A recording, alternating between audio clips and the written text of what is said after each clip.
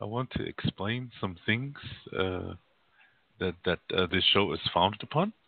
These are very important concepts, and I'm not asking you to believe these or accept these. I'm just asking you to be aware that this perspective exists because that is the perspective that I'm speaking from. Okay? And today, most Lakota people do not believe this way. And I'm going to explain to you why. Okay? It's something that a lot of people are not aware of, including a lot of Native Americans are not aware of this. And I think we have to be aware of it because what we're going to do in our lives depends on if we're at peace with the past. Yeah? Our future really depends if we are at peace with our past or not. And this also works in a group scale and a cultural scale and a society scale as well as a global scale and a universal scale. You see how it keeps expanding out like that. It all begins within you.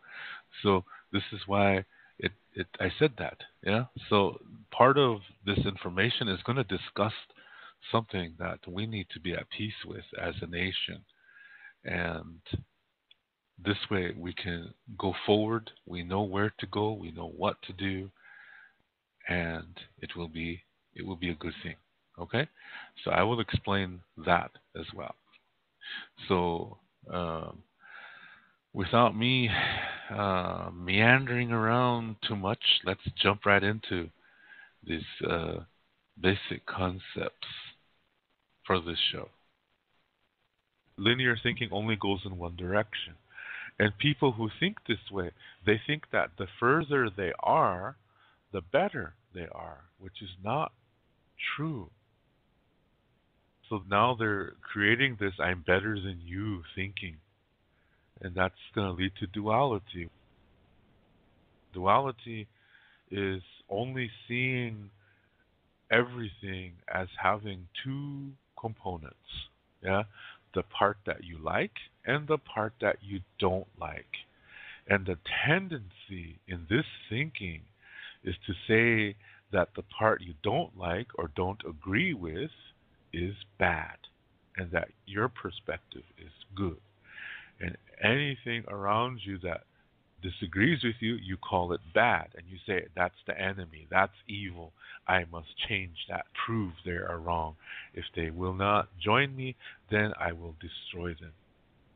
Yeah? And this thinking produces other things like racism, yeah, and ethnocentrism, where you judge other cultures by your culture standards. That's that's ethnocentrism, and that also leads to racism too. Yeah, it puts you above others that you don't like or disagree with.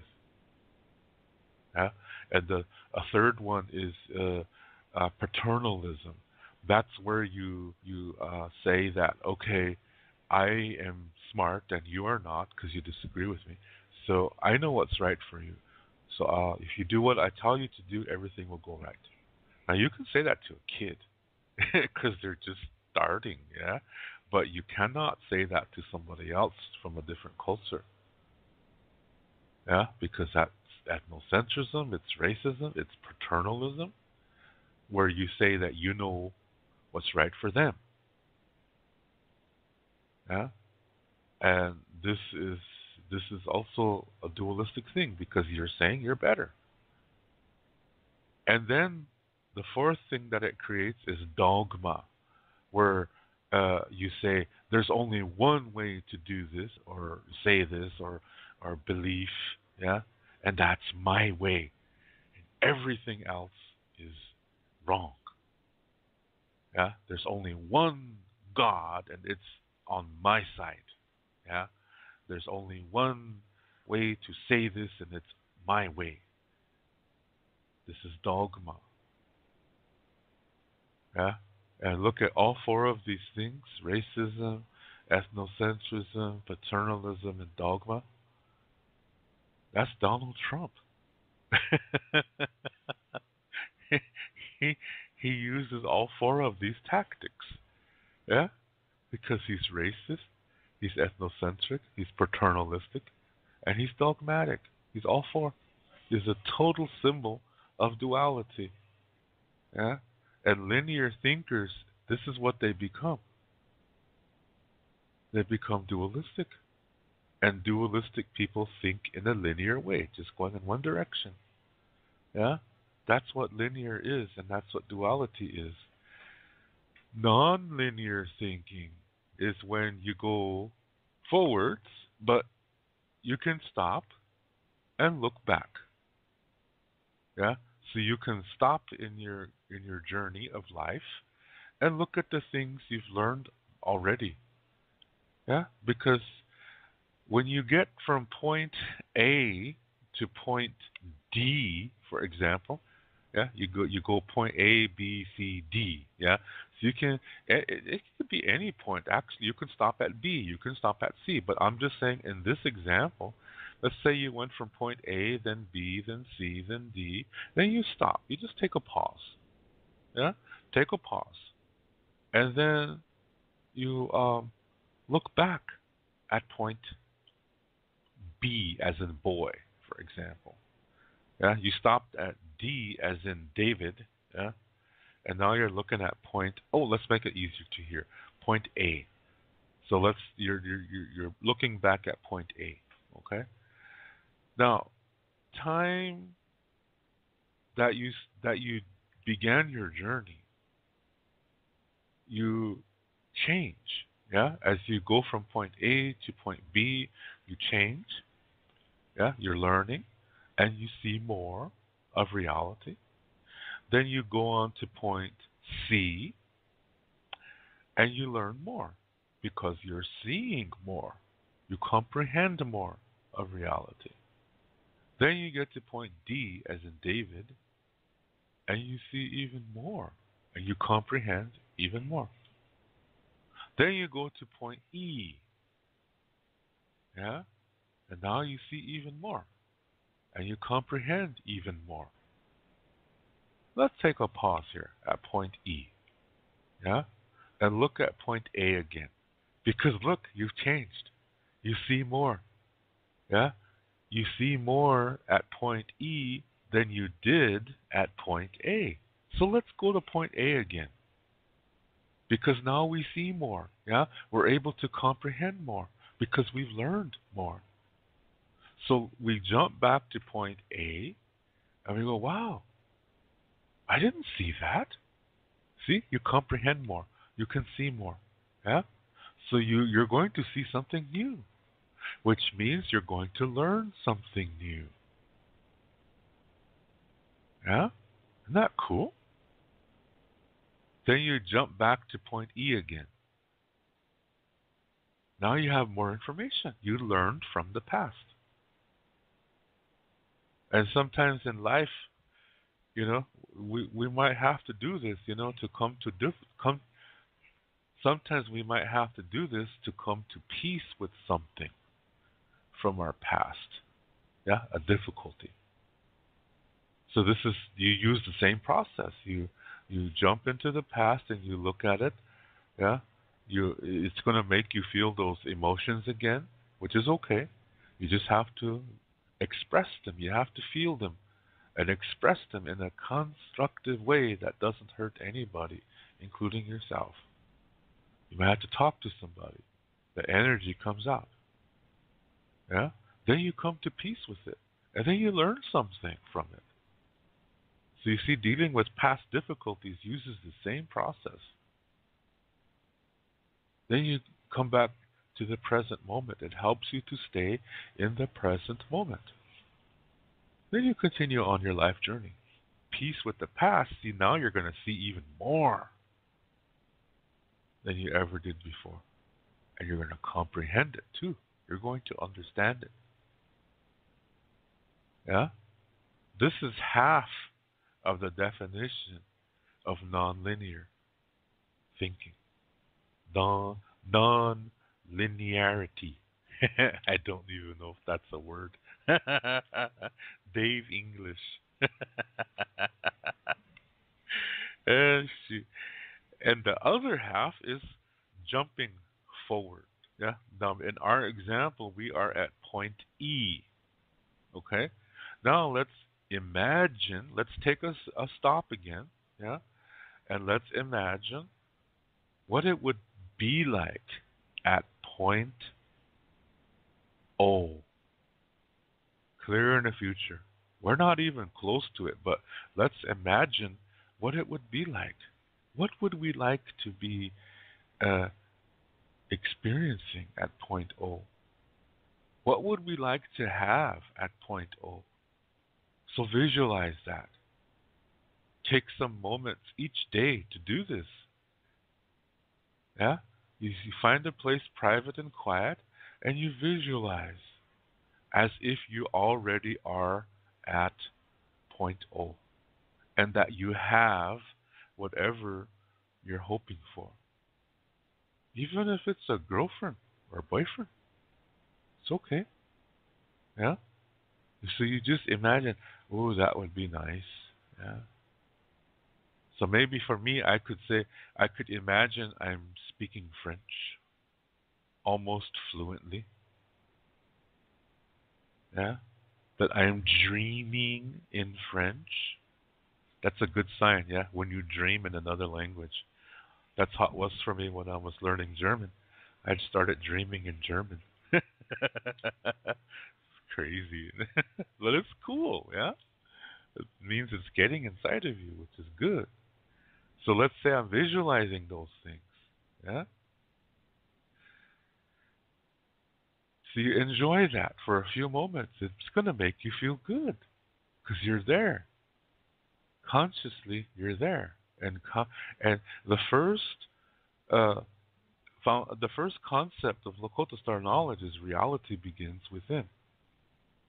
So this is a good thing to do. Yeah? Because consciously, you're there in the future. You enjoy it. It's going to make you feel good. Then come back to the present moment again. So we visualize we are at point O, yeah, and we're hoping for certain things that to happen at point O, that we will have certain things at point O, and we do that for a few moments each day, and then we come back to present moment again. Yeah, we come back to the here and now. We are at point E, so we come back and say, yeah. And what happens in this process is you receive something that's going to go in your brain, and it's going to help you to achieve your future. So you received something that's going to give you inspiration to help you get there to what you hope for. In most cases, what happens is going to be even better than what you visualized. Yeah, in most cases, it's like that. So that's a visualization. So you jumped into the future. Yeah, and then you come back to the present moment again, because the present moment influences the future. So it's important to be in the present moment as much as possible. That way you have power over your future. You influence it in a healthy way. See, this is nonlinear. Yeah, jumping in the past to where you've already been, jumping into the future, and then you jump back to the present moment. This helps you. Yeah, you can learn from the past again and again and again. As long as you're living in a healthy way, you will always learn from the past. And your visualizations are going to help you too. That's like learning from the future. This is non-linear. And this is what I have my students do when they're learning Lakota. And this course is that way too. Yeah? So I like that. Yeah, that's non-linear thinking. It's a very healthy thing. Anybody can do it. And even when you don't think you're doing it, you're doing it. Yeah, like for example, if you have a low self-esteem, and you say, geez, nothing ever good happens to me because I'm just funny looking. And,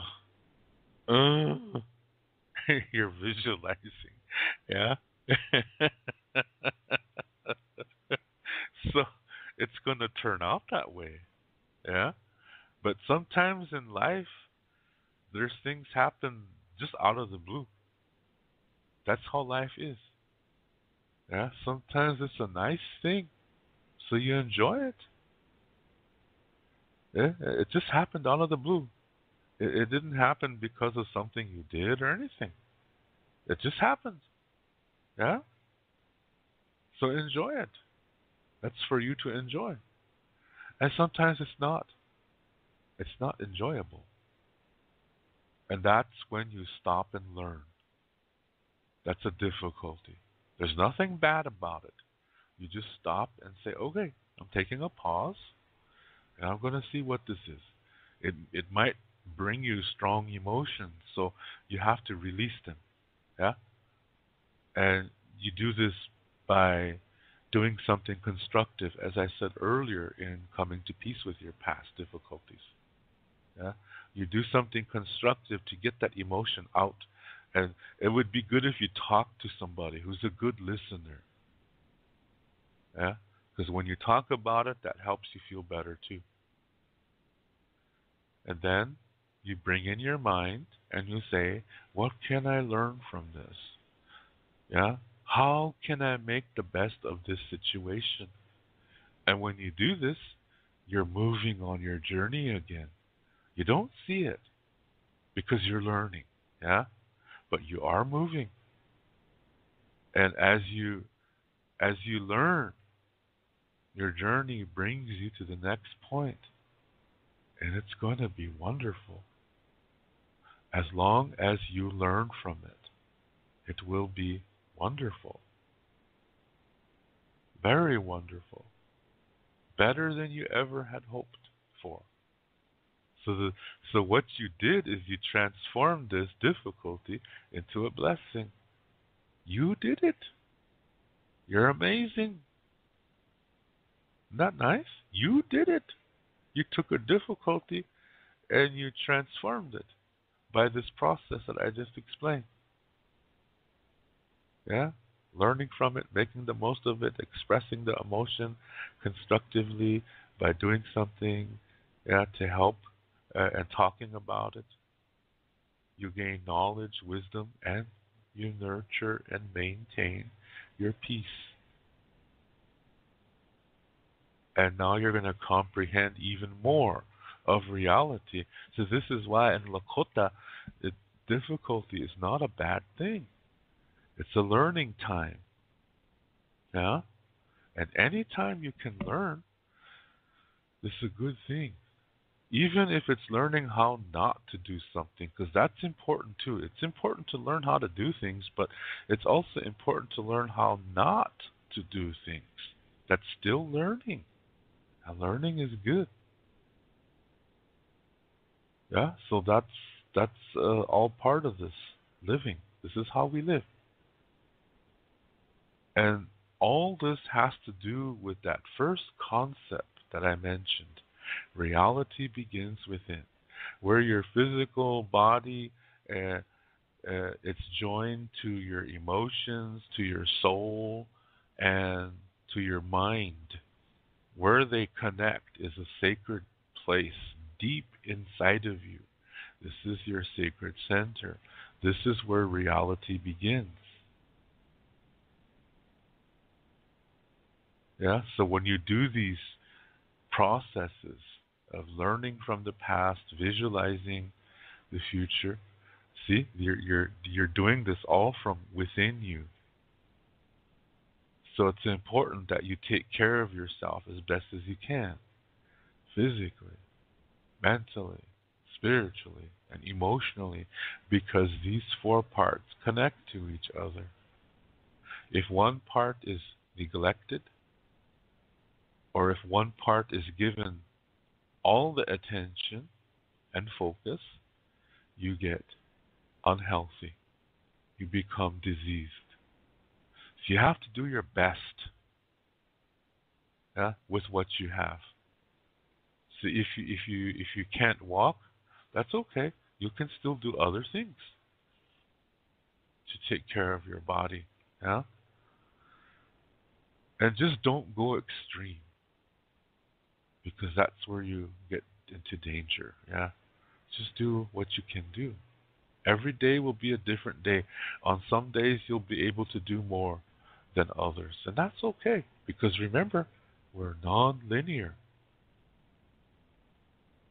yeah. So that's what non-linear and linear is, okay. That's that's just a few notes on that. And so I explained to you what duality is, yeah, already.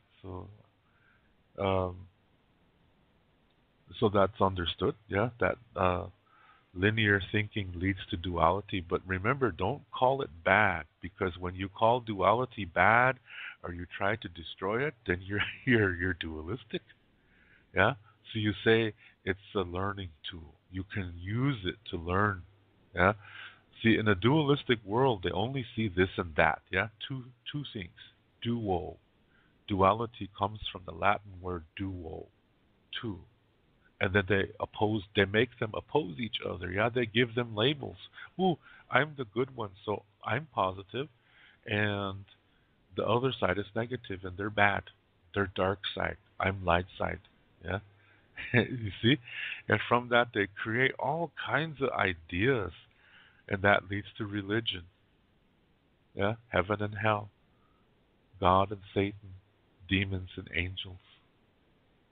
That's all duality. In Lakota Star knowledge, none of that exists because Lakota Star knowledge says there's at least three perspectives to reality. At least three. So it's this, that, and the other. And most cases, there's more than three parts. So it's more than one other. Yeah, there's several others. So it's this, that, and the other one, and that other one over there. See? They could be even more than that. But it's always going to be at least three. And neither one is better than the other. See, duality says, okay, the part I like is better. See? And that's why I said it creates this racism, ethnocentrism, paternalism, and dogma. Yeah. But in Lakota star knowledge thinking, it's just different perspectives. And that some are blessing, some are learning experiences that we call difficulties, yeah, and some is just affirmation or confirmation of peace, and some is you just let it go because it's unhealthy. It's too unhealthy. Just let it go. You can't learn from it. It's just it's just let it go. See what I mean? There's no good versus evil in Lakota thinking. And positive is not good and negative is not bad. They're just two schools of learning. And there's more than positive and negative. There's neutrality. See? There's always at least three perspectives. And in reality, in this situation, it's positive, negative, neutrality, and then there's other things too. It's not just three, it's actually more than three. And they're all necessary because they all work together so that the universe can be here. So if you say that positive is good, you're violating the universe. Yeah? Another thing that dualistic people do is they focus on only one emotion and they say that's the good emotion. So they try to force themselves to only feel that one emotion. And they'll do whatever they have to do to feel that emotion. That sounds like a drug addict, doesn't it? Because it's the same process. They are becoming addicts. They are addicted to that emotion because they're trying to force themselves to only feel that emotion. And they will develop things, ideas to stay in that emotion. And that's where religion comes into play. That's how they create religion. For example, to say that, oh, in heaven, you're eternally happy. There's no pain. There's no difficulties. And it's always light. See that? They're only focusing on one of everything. And they're saying this is the good side. See, they're putting labels on these things. And they're calling this good. And everything else is evil. So they're saying heaven is positive. Hell is negative. That's what they're saying. See, they're using labels of good and evil on positive and negative. But Lakota Star Knowledge says no. That's not the intention. Positive and negative, neutrality and other things work together. There's nothing good or bad about any of it, but they work together to maintain the universe. This is how the universe was created, and that's how it's maintained. They are all important. So in Lakota, we say weaknesses are just as important as strengths, because weaknesses show you things. They show you what you need to learn. They're like guides. That's good, because they're helping you learn. See? That's healthy. But in duality, they say weaknesses are bad. Just focus on your strengths. Just think positive and focuses on your strengths, and you'll always be happy. That's not true. Life is not like that. Because as I said before, sometimes things happen just out of the blue. Sometimes it's nice, sometimes it's a difficulty. Duality, people who are dualistic, they put labels of good on everything they like and bad on everything they don't like. And they say that's the opposite. So they only see it in two parts. Lakota Star Knowledge says no, there's at least three. And it's not about labeling things as good and bad. It's about enjoying blessings and learning from difficulties to nurture your peace. Yeah. And this is what it's like. So in Lakota Star Knowledge, to live, we must learn, because this is the only way to know love. So to live is to learn, is to love. See? At least three perspectives. So there's no good versus evil in Lakota Star Knowledge, because it doesn't exist. That's something that man creates by becoming dualistic to oppress and suppress others he disagrees with. And he will use religion as a way to make himself an authority. Lawyers use that concept all the time. That's called a fallacy. It's appeal to authority. And they'll try to win you by getting you to feel a certain emotion. Like in religion, for example, they will say, don't you want to see your dead relatives again? They're all waiting for you on the other side. They say, oh yeah, I miss my uncle George, and I want to see him again, like that. Yeah, he's waiting for you. You just have to, accept this as your religion, and you will see each other again. See, they're appealing to your emotion. Lakota Star Knowledge teaches something completely different. Yeah, it's totally different, and what Lakota Star Knowledge actually makes more sense. Yeah. So that's a really big story, but it's about reincarnation, but the way it's presented is really nice. There's no karmic punishments. Yeah, it's something completely different. Yeah, something completely different. It's really actually nice.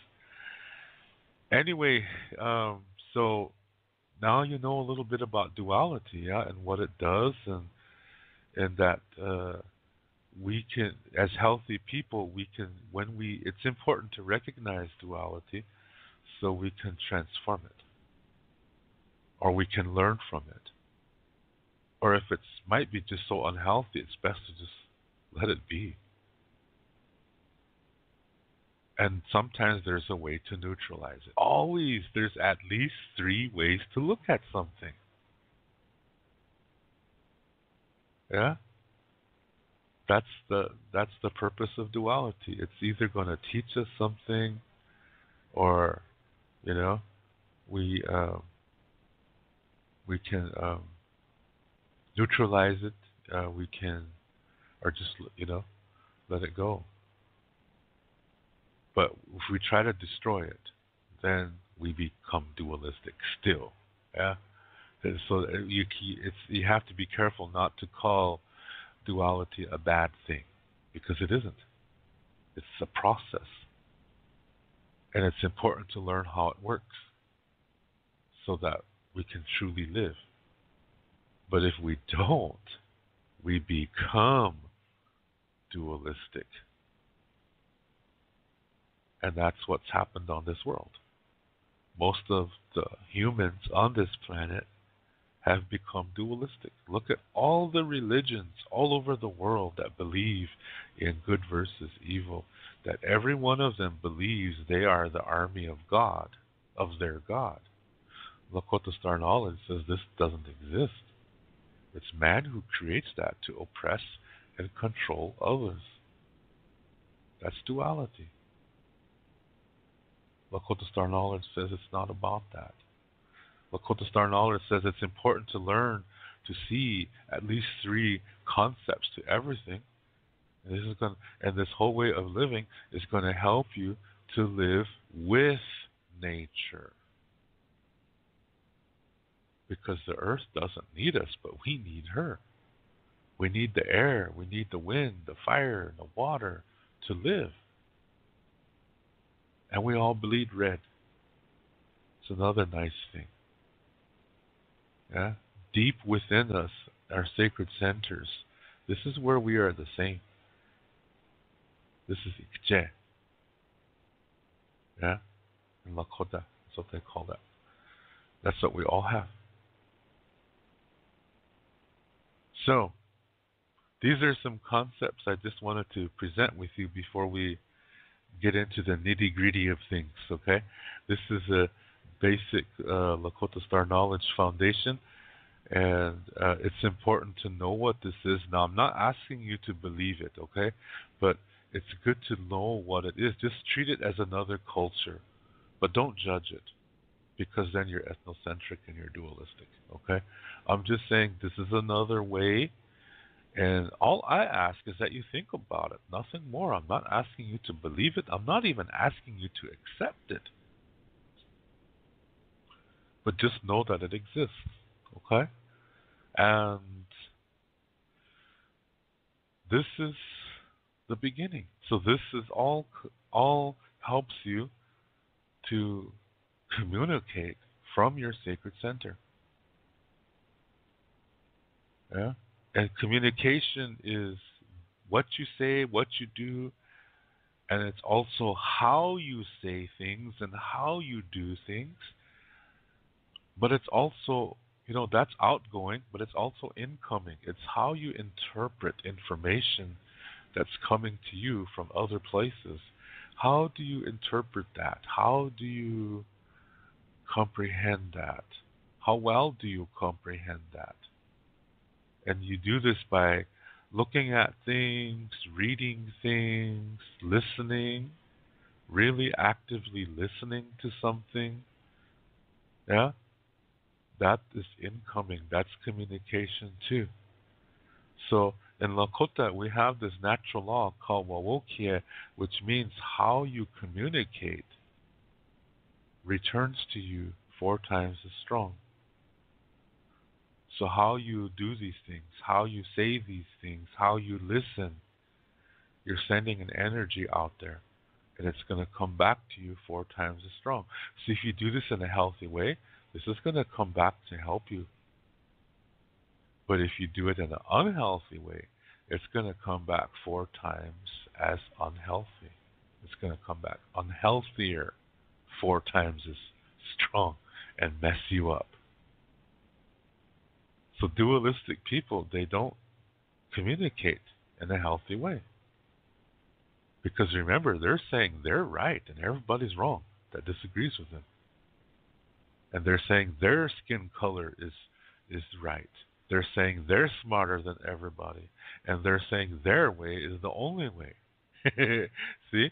They're racist, they're ethnocentric, they're paternalistic, and they're dogmatic. Their religion is the right one. Everybody else is wrong. See? That you cannot have peace when you think like that. It's not possible to have peace in duality. Absolutely not.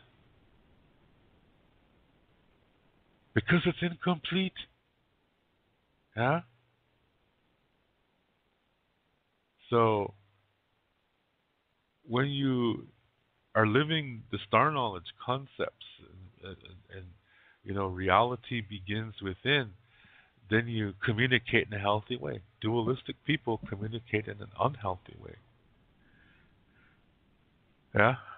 So when you are a non-linear thinker and you communicate in a healthy way, you're doing the best to take care of yourself. You're learning from your difficulties to enjoy your blessings.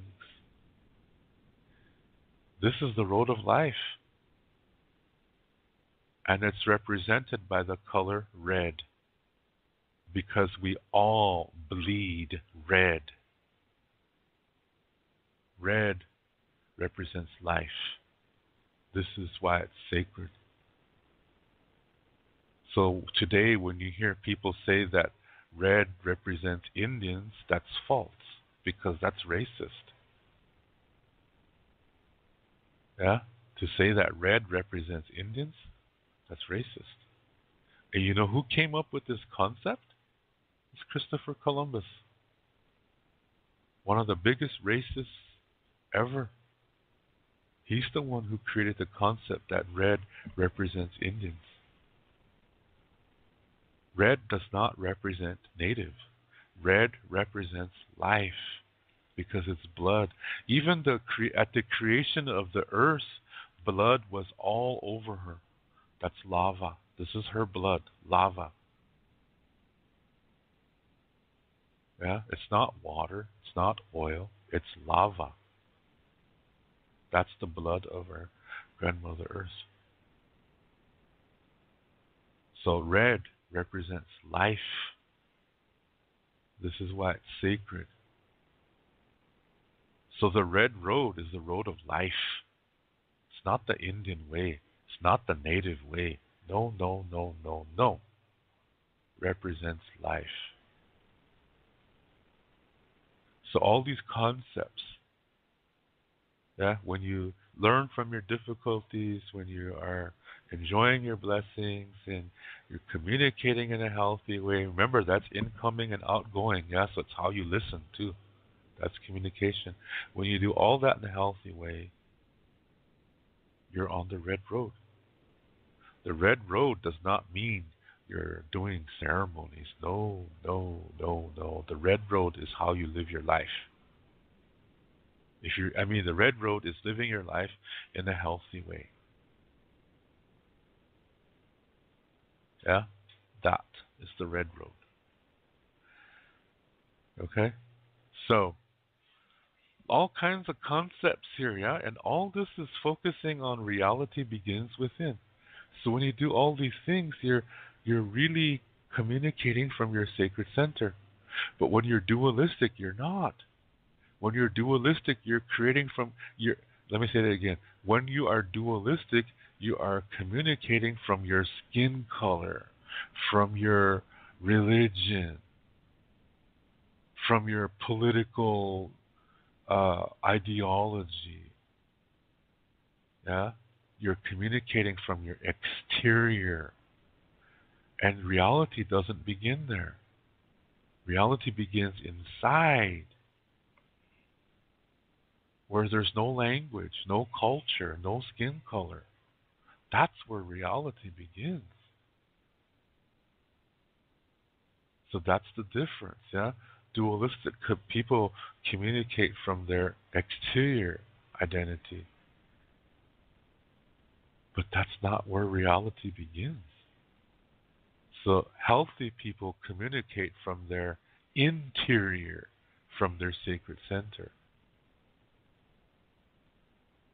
And when you live in the healthy way and you're communicating from your sacred center, this also means you're a non-linear thinker.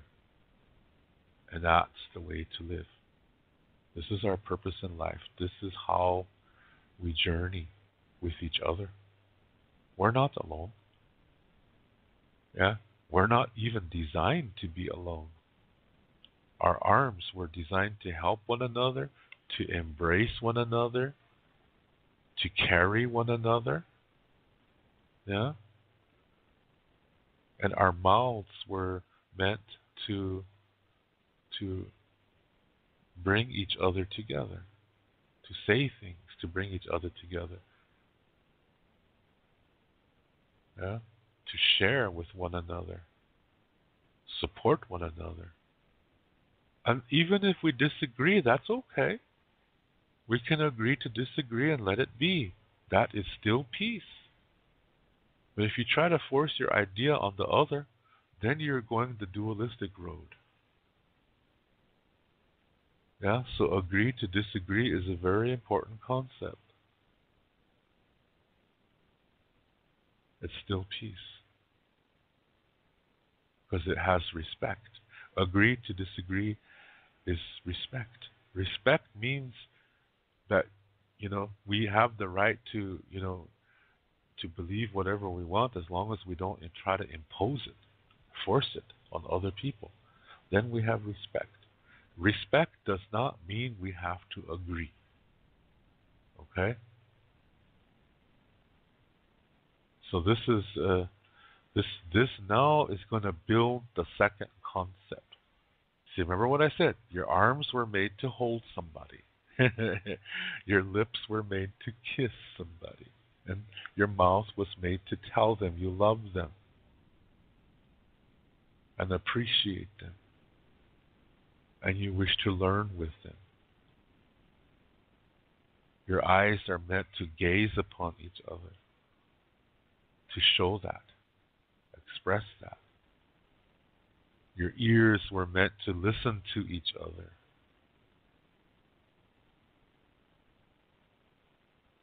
Yeah? And your legs were meant so that you can walk together. See, we're designed to be with somebody. We are not designed to be alone. Like attracts like. So you see, it all starts from within you. Reality begins within. And look at all these concepts that we covered so far. That leads us to like attracts like. So when you're healthy, you attract somebody healthy, and voila, you have a healthy relationship. Those are the basic concepts, okay? The foundation for this show. And like I said, I'm not asking you to agree with it or believe it or accept it. I'm just asking you to think about it and keep these things in mind as I talk about whatever I talk about, okay? This is the foundation of the show. So we're designed to communicate with each other because like attracts like. So if you want a healthy relationship, one which you can really enjoy and also learn, because relationships also have difficulties too. But that's not bad. Remember, when you're living your own life, you have a difficulty, it's not a bad thing as long as you're learning from it. Remember what I said, when you learn from a difficulty, it brings you knowledge, it brings you wisdom and peace. These are blessings. So when it happens to a relationship, if both of you are healthy, most of the time the result is going to be both of you are going to have an increased and an enhanced and an enlightened love for each other. That's nice. Yeah? So difficulties are okay. As long as both of you are healthy, you will be able to learn from it and make the most of it. And the result is, like I said, increased love for one another, enhanced love for one another, and enlightened love for one another. Not nice? It's worth it. And it all begins within you. Reality begins within. See how that works? Isn't that cool? Back in the late 1800s, when we were placed on reservations, they were prison camps in the beginning. And this is a situation where we couldn't leave, we were not allowed to hunt. Our knives and guns were taken from us, and we were only allowed to eat whatever the American government gave to us, which was really no good food. The quality of the food was okay when it left places like Chicago and stuff like that, but once it got to some of these train stations between there and the reservation, a lot of these handlers would sell it, and then they would buy old food and put that in there instead, and these middlemen would make a lot of money. Yeah. So what we got on the reservation was bullshit food. Yeah, it was really no good. And we ended up getting all kinds of diseases like heart diseases, hypertension, diabetes, things like that. And then at the same time, our language and ceremonies were declared illegal by the United States. So we were hit physically, spiritually, and emotionally. Soon after that, our minds became weak. And these, as I said earlier, these are the four parts of the self. So with the four parts of the self being sick, we lost our connection to our sacred center. So we started to focus on communicating away from that. And then the priests came from the various churches, and they learned our ways and said that since our ways conflict with the Bible, that our ways are evil, that they come from Satan, they come from the devil. So in our weakened states, we slowly began to accept that. Now, another thing is that there were some Lakota people that didn't want to accept that. They wanted to hang on to the traditional Lakota star knowledge ways. And if they revolted, they were sent to a mental hospital in Canton, South Dakota, which was set up for all reluctant Indians in America that did not want to become Christianized. They were sent there. And these church priests also committed the medicine men, medicine women, holy men, holy women. They committed all of them to these mental asylums too. This way, the people would not go to them for help, that they would come to the churches. They wanted the Indian people to only go to the priests and not their traditional healers. So they sent the healers to this mental asylum to die. And if you are radical, you were sent there to die too. Yeah. So while this is happening, the priests are saying to the Indian people, if you believe our way, we will help your children. And so, there was a very, very dire straits time. And so a lot of Indians became Christians because of that. Like I said, we were weak-minded too at that point. And those who stuck it out, there were people who refused to accept Christianity, but they went to church anyway. What they were doing was they were putting up a candy store front. On the outside, they were acting like good little Christian Indians, but on the inside they weren't. They were star knowledge people. Yeah? They did this because they didn't want to get sent to that mental asylum to die. That's sad, isn't it? But that's part of what happened back then. And it's because of these people who maintain this knowledge in secret. Thanks to them, they passed it down, to certain people like me, and we still have this knowledge. And I have this show, and I'm sharing it with you. Because this regards the sacred center. And we all have that. Yeah, this is not a Lakota thing. This is a Ikche Oyate thing. Ikche Oyate means human being. When you live this way, as I said in the beginning, you communicate as a human, not as a Lakota, not as a German, or a Japanese, or an African. You communicate as a human. Yeah? That's really important to know. So, that's how it was back then. Yeah? Now remember I said that the priest said to the Indians, we will help your children. So, they took the children away from the parents, sent them to boarding school hundreds of miles away, where these children were tortured to speak only English and learn the civilized Christian way. If they spoke about home, they were tortured. These schools didn't do background checks in those days.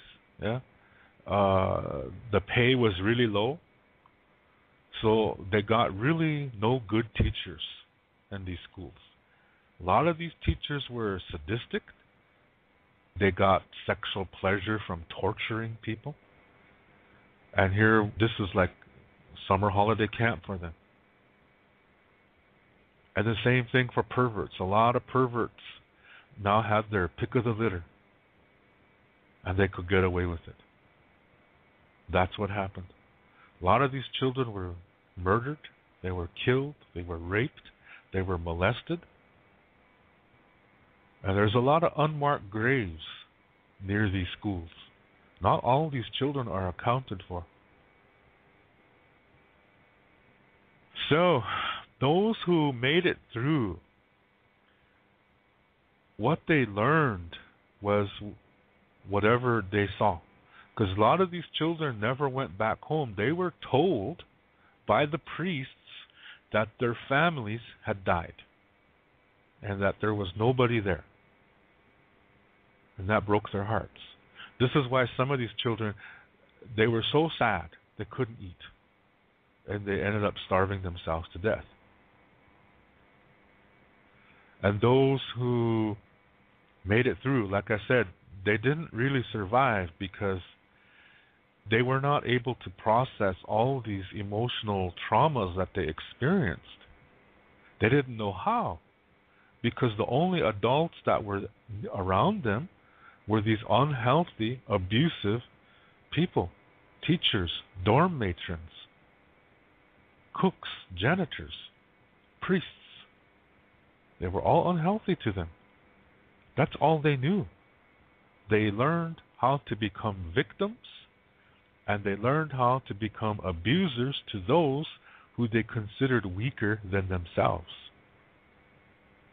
So they didn't really survive.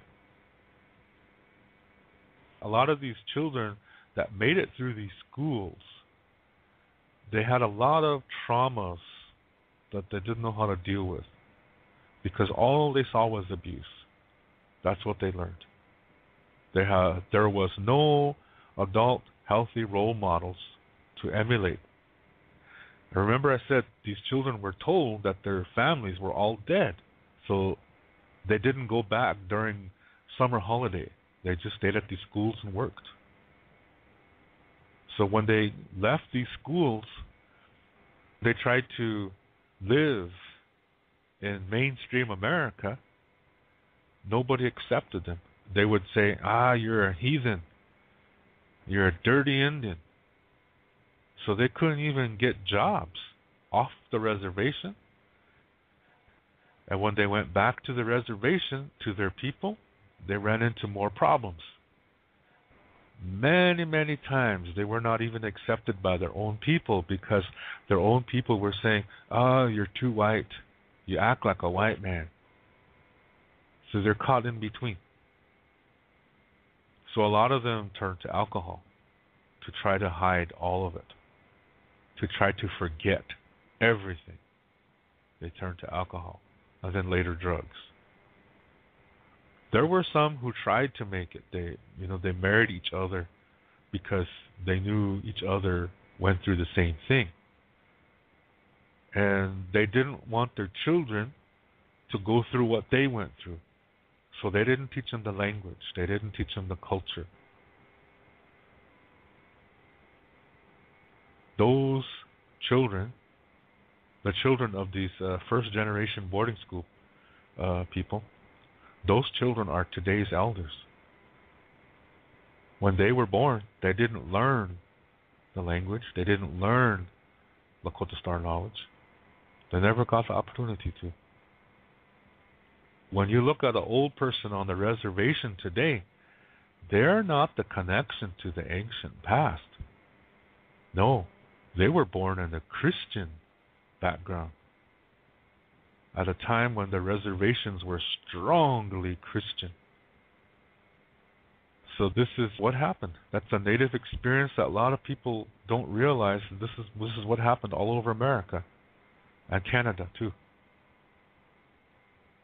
So the next generation, they are sent to boarding school too. No choice. It's a little bit better, but they're still abused. They're still getting treated really no good. And so they grow up, have children, and they don't teach their children anything. What can they teach them? They don't know anything concerning their own language. This is why today most people cannot speak their own language, and what little cultural information they know is Christianized, meaning it's dualistic, and it's not the original ancient form.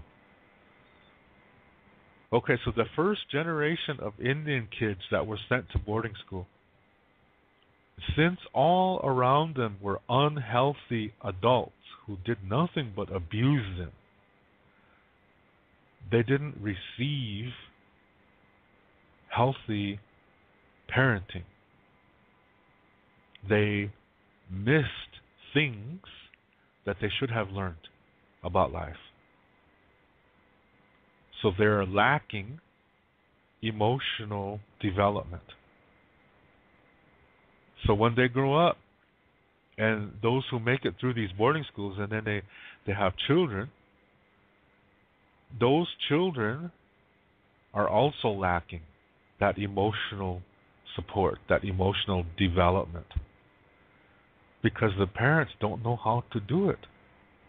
Yeah, all they knew and all they learned was abuse. All they experienced in these schools was abuse. So they have a hard time trying to be a healthy parent.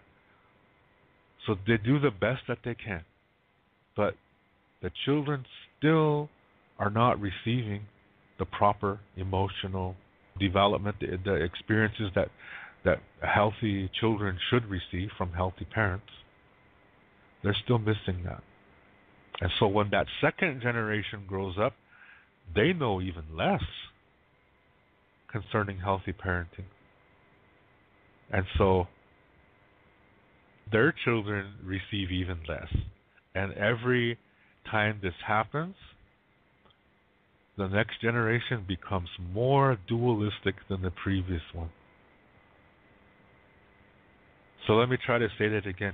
The first generation boarding school kids, they didn't receive proper parenting skills.